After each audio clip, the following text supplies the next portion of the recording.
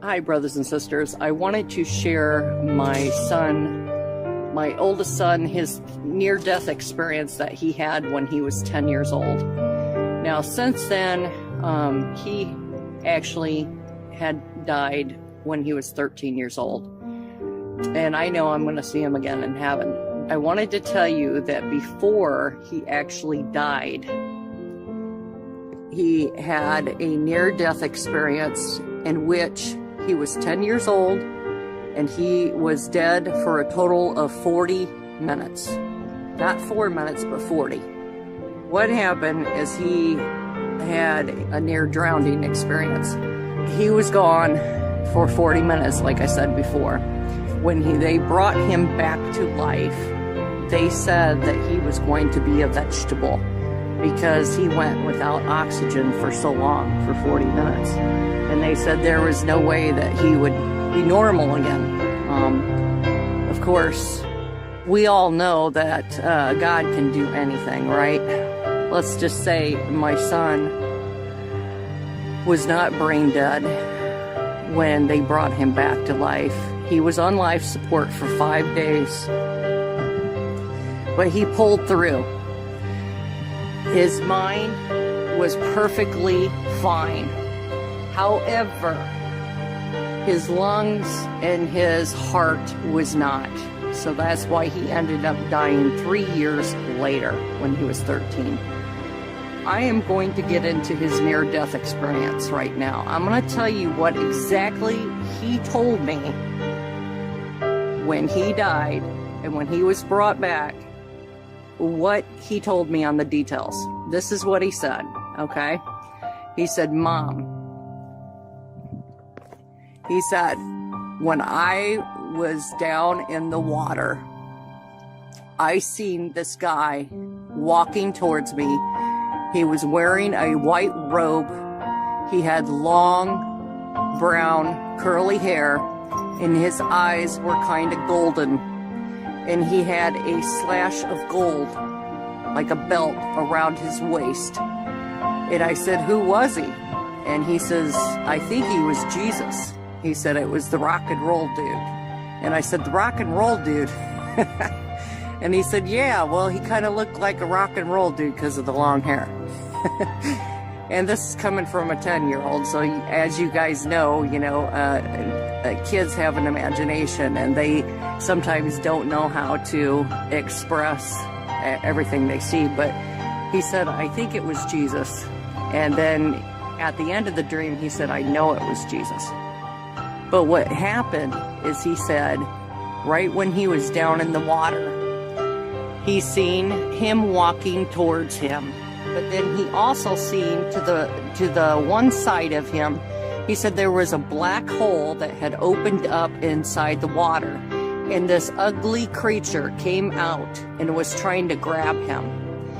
And he said, Jesus said to him, he said, go ahead and kick him in the teeth. He said, go ahead, kick him in the teeth. And he said, so he kicked him in the teeth, and he said the creature went, ah, made this noise and went back in his hole, and then the hole closed up. And then he said, Jesus said to him, I know your mother. And he said, I'm going to take you to another place. And he said, grab my hand.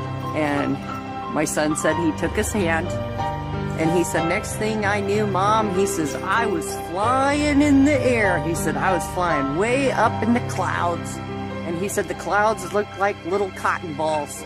And he said, I was flying way up. And we kept on going way, way, way up, past space and past everything. And he said, I could see the planets and that. And he said, he went far, far up. And he said, Jesus took him to this city. And I said, a city? I said, what kind of city was it? And he said, well, everything was kind of crystallized. Like everything looked kind of crystally and shiny. He said the streets were actually paved with gold and they were very shiny and sparkly. And he said there were many mansions there and they were all sparkly and they looked like big castles and just beautiful. And he said everything, all the colors were like more beautiful there than they are here on Earth. that there were a lot of babies there. And he said, Mom, I couldn't understand why there were so many babies in this place. He said they had these workers that would take care of these babies until someone in their family had come up there to, you know, take care of them. He said there were workers for everything up in heaven. And he said everybody was loving. He said it was like you were all one big happy family. And he said, Mom, I never felt so much love in a place in my whole entire life. He said, even though I loved you, I didn't want to come back.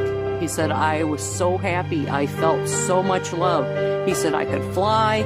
He said, if I had a thought in my mind, if I thought, well, I wonder if this is going to happen. He said, it was like the answer came to him automatically. He said, it's like when you go to heaven, that your mind is transformed and you instantly have the mind of Jesus. You instantly have powers and you have abilities and things. He said, well, then I asked the rock and roll dude. He said Jesus, but he said the rock and roll dude. He said, then I asked him, what's going to happen, you know, with my mom and my brother and everything. He said he was shown the future.